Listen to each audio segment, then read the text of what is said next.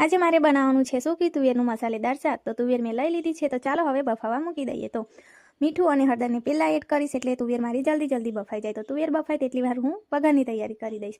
તો તુવેર મારી મસ્ત રીતે ચડી ગઈ છે અને ચાલો હવે ડુંગળીની કટિંગ મારી થઈ ગઈ છે અને ટામેટાની કટિંગ પણ મારી થઈ ગઈ છે અને આદુ લસણની પેસ્ટ પણ મેં તૈયાર કરી દીધી છે। તો ચાલો હવે મસ્ત મજાનો વઘાર કરી નાખીએ। તો તેલ મારું ગરમ થઈ ગયું છે, હવે હું એડ કરીશ મરચાં। તો મરચાં પણ મારા સરસ રીતે શેકાઈ ગયા છે। હવે હું એડ કરીશ રાઈ અને જીરું।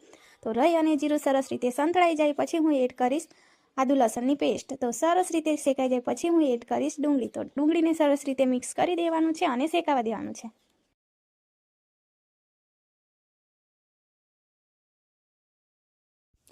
તો ડુંગળી પણ મારી સરસ રીતે કૂક થઈ ગઈ છે। હવે હું એમાં એડ કરીશ ટામેટાં। તો ડુંગળી અને ટામેટાને મસ્ત રીતે મિક્સ કરી દેવાના છે અને કૂક થવા દેવાનું છે।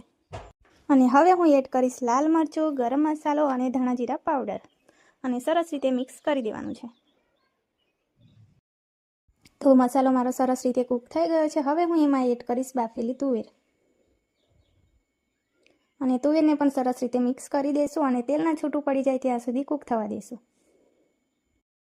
તો મસાલેદાર શાક બનીને મારું તૈયાર થઈ ગયું છે અને હવે હું એમાં નાખીશ ધાણા અને હવે સરસ રીતે મિક્સ કરી દઈશ અને તૈયાર છે સૂકી તુવેરનું મસાલેદાર શાક। અને જલ્દી હું તો ટેસ્ટ કરવા બેસી ગઈ છું। તો આજનો મારો વિડીયો કેવો લાગ્યો, ગમ્યો હોય તો લાઇક, શેર એન્ડ સબસ્ક્રાઈબ।